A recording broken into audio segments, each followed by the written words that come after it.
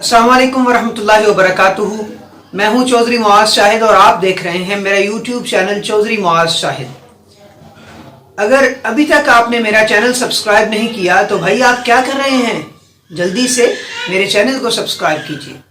आज हम बहुत ही अहम गुफ्तगू करने वाले हैं। सारी दुनिया में एक निज़ाम चलता है इस वक्त जिसको कहते हैं सरमायादाराना निज़ाम, कैपिटलिज्म। हम इसके बारे में आज गुफ्तगू करेंगे कि सरमायादाराना निज़ाम किन सुतूनों पर खड़ा किया जाता है और जब एक सरमायादाराना निज़ाम सारी दुनिया में राइज हो चुका है तो उसका फ़ायदा किसको है और किस तरह से दूसरी ताकतों को, दूसरे मुल्कों को अपने गिरफ्त में किया जाता है, क्या फ़ायदे हैं, क्या नुकसानात हैं। लेकिन आज हम बात करेंगे उसके 13 सुतूनों पर मुश्तमिल उस स्ट्रक्चर की कि सरमायादाराना निज़ाम किन सुतूनों पर खड़ा है। ये 13 सुतूनों पर मुश्तमिल है और सारी दुनिया में इस वक्त इसी निज़ाम को चलाया जा रहा है। इसका पहला सुतून है सूद। सूद ही के ज़रिए मगरबी ताकतें पूरे ममालिक तबाह कर देती हैं। सूदी निज़ाम जब एक माशरा में कई दहाइयों तक चले तो इसके बुरे असरात नुमायाँ हो जाते हैं। गरीब गरीब हो जाता है और गरीब से गरीब तर होता चला जाता है और अमीर अमीर से अमीर तर होता चला जाता है। दूसरी चीज़ कागजी करेंसी है। सरमायादाराना निज़ाम का ये बहुत बड़ा सुतून है। इन्होंने सारी दुनिया का सोना इकट्ठा करके अपने हाथों में कर लिया और उसके बाद अब कागजी करेंसी लोगों के हाथों में थमा दी जिसकी कोई कीमत ही नहीं है। और उसके बाद आगे बढ़कर अब क्रेडिट कार्ड, मास्टर कार्ड वगैरह ये पकड़ा दिए और इनको अब तो नोट छापने की भी ज़रूरत नहीं रही। सिर्फ कंप्यूटर में एंट्री करने से पैसे वजूद में आ जाते हैं और लफ्ज़ों के लिखे हुए डिजिट जो हैं वो आज सोना चांदी की जगह ले चुके हैं। मगरबी निज़ाम मईशत ने हमसे सोना और चांदी छीन कर हमारे हाथों में ये नकली कागज़ी रसीदें वगैरह पहले पकड़ाई थी, अब वो भी छीन के सिर्फ दिमागी पैसे पकड़ा दिए हैं। नंबर 3 इसके सुतूनों में से है असासाजात के तहफ़्फ़ुज़ का जुज़वी निज़ाम। यानी एक बैंक के पास अगर 100 रुपये है तो वो 1000 रुपये के कर्जे जारी कर सकता है। अब 8% के सूद से 1 लाख रुपए लोगों को कर्जे दिए जाएं तो बैंक की सालाना आमदनी 8000 रुपये नहीं होगी बल्कि 80,000 रुपये होगी। यानी बैंक ज़ाहिरी सूद की आमदनी से 10 गुना ज़्यादा कमाता है। नंबर 4 है इसका बैंक। सरमायादाराना निज़ाम की असल ताकत बैंक है। बैंक के ज़रिए वो सूद, कागज़ी करेंसी और दूसरे तीसरे मामलात जो हैं वो सारे अदा करता है। बैंक की बुनियाद सूद पर कायम है। यानी बैंक के लोगों से कम शरह पर सूद लेता है, लोगों से तो बहुत थोड़े मुनाफे पर सूद ले लेता है और फिर आके बहुत ज़्यादा मुनाफे पर सूद लोगों को देता है।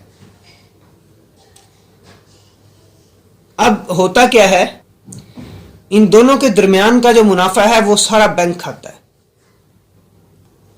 इसके बाद है टैक्स।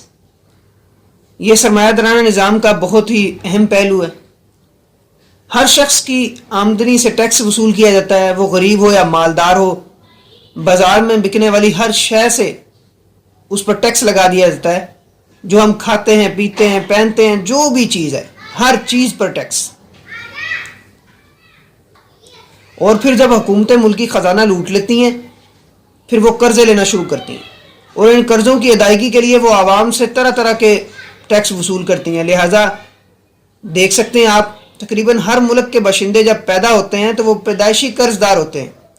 सारी ज़िंदगी अपने हुकूमतों के कर्ज़ों को अदा करते करते उनकी गुजर जाती है। इसका छठा सुतून है बैनुल अक़वामी तिजारत और इस पर भी मगरबी कुव्वतों का कब्ज़ा है।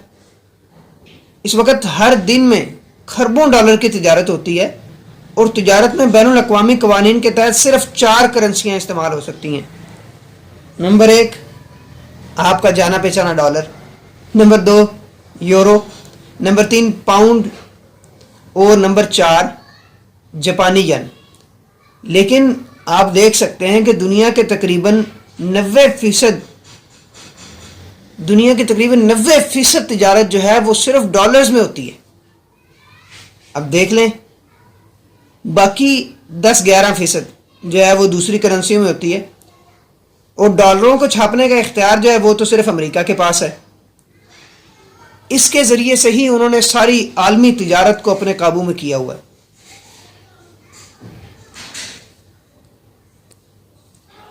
اس کے بعد 7ویں نمبر پر بہت ہی اہم سرمایہ دارانہ نظام کا ایک ستون ہے، وہ ہے کارپوریشن.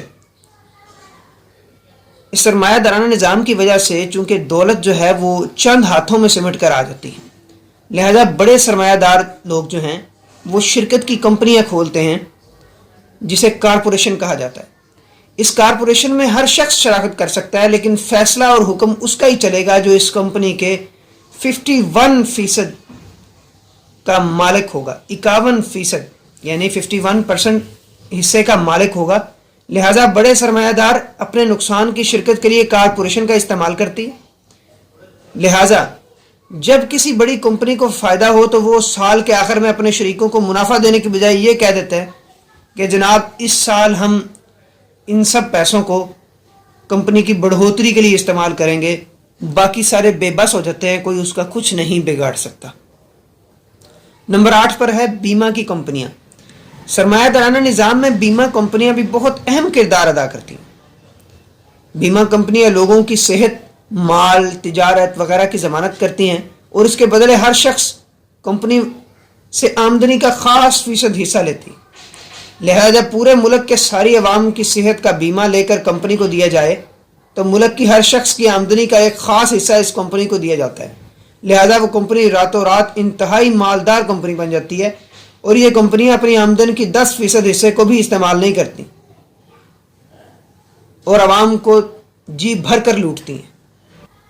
اس کے بعد ہے سٹاک مارکیٹ، جہاں مختلف کمپنیاں کارپوریشن اپنی کمپنی کے خاص فیصد حصے کو فروخت کرتی ہیں، اور بازار کے ذریعے مغربی بین الاقوامی کمپنیاں کسی بھی ملک میں نجکاری کے عمل کو تیز کر کے وہاں کے وسائل پر براہ راست قابض ہو جاتی ہیں.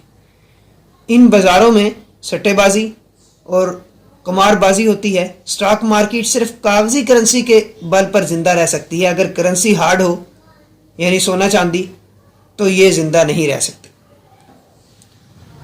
تو یہ کیپٹلزم اور سٹاک مارکیٹ یہ اپنی موت آپ مر جائیں اگر دوبارہ سونا چاندی کرنسی کا روپ اختیار کر جائیں. سب سے بڑی چیز فارن ایکسچینج مارکیٹ. سرمایہ دارانہ نظام میں صرافہ بازار کو خاص اہمیت حاصل ہے. کاغذی کرنسی کی وجہ سے دنیا کی سب سے بڑی مارکیٹ بین الاقوامی صرافہ بازار ہوتی ہے، جہاں صرف مختلف ملکوں کی کرنسیوں کے باہمی تبادلے کی وجہ سے اربوں ڈالر کی تجارت ہوتی ہے. اور یہ بازار معیشت میں کوئی حقیقی دولت کا اضافہ نہیں کرتے، بلکہ صرف کرنسیوں کے باہمی تبادلے سے تخمینہ لگایا جاتا ہے اور معیشت میں اضافے کا باعث بنتی ہے. یہاں بھی سٹے بازی اور قمار بازی چلتی ہے، اور عام آدمی کو کوئی فائدہ نہیں پہنچتا.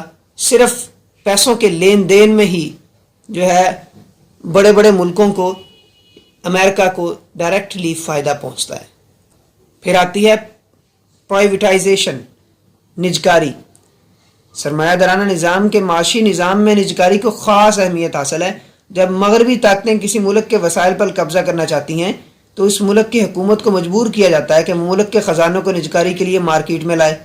تو یہ مغربی بینکرز کو اپنی شرائط پر کوڑی کے دامے ان کو خریدتے ہیں، تو راتوں رات ملک کے سارے خزانوں پر ان کا قبضہ ہو جاتا ہے. لیکن اسلامی معاشی نظام اگر قائم ہو تو ملکی خزانوں پر ساری عوام کا حق ہوتا ہے، لہذا اس کو فروخت نہیں کیا جا سکتا. تو اس طرح سے دوسرے ملک پر قبضہ جو ہے وہ اسلامی نظام میں نہیں ہو سکتا.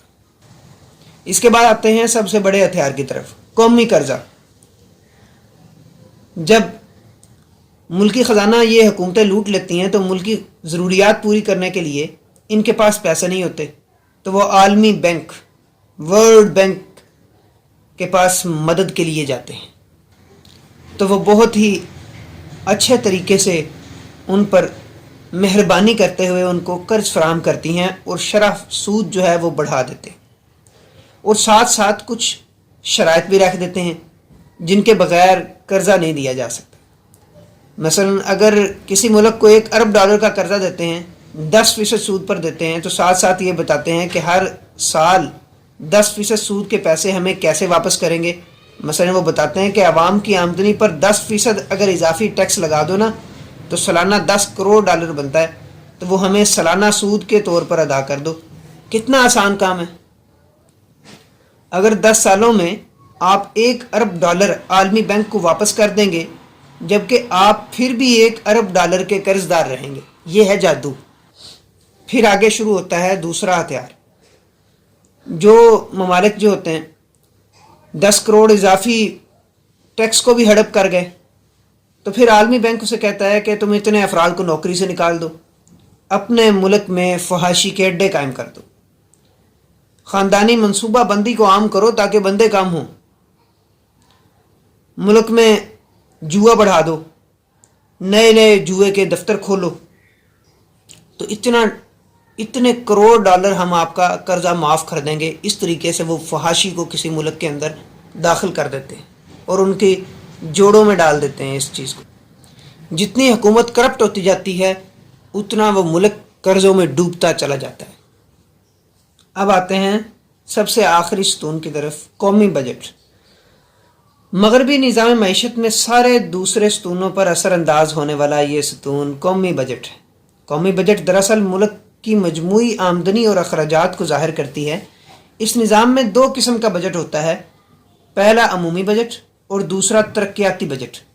عمومی بجٹ جو ہے موجودہ نظام کو چلانے کے اخراجات کا تعین کرتا ہے، یعنی موجودہ دور میں جاری منصوبوں پر خرچے کا تعین ہوتا ہے، جس میں سرکاری ملازمین کی تنخواہیں وغیرہ شامل ہوتی ہیں، اور ترقیاتی بجٹ میں نئے منصوبوں کے لیے اخراجات کا تعین ہوتا ہے، مثلا سڑکیں، کالج وغیرہ، کارخانے۔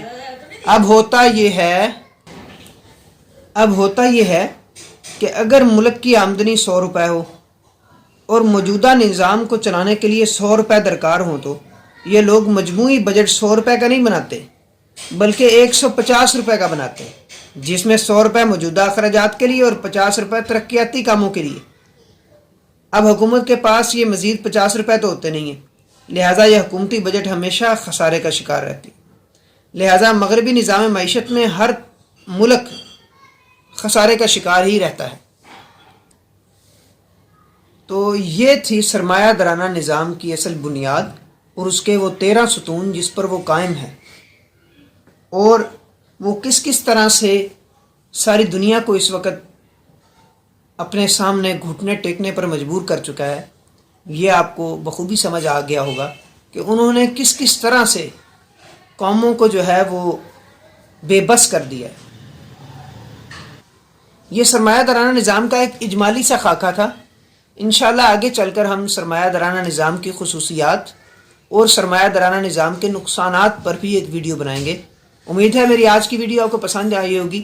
اگر آپ کو پسند آئی ہے تو لائک اور شیئر کیجئے اور سبسکرائب کرنا نہ بھولیے گا۔ بہت شکریہ۔ اللہ حافظ۔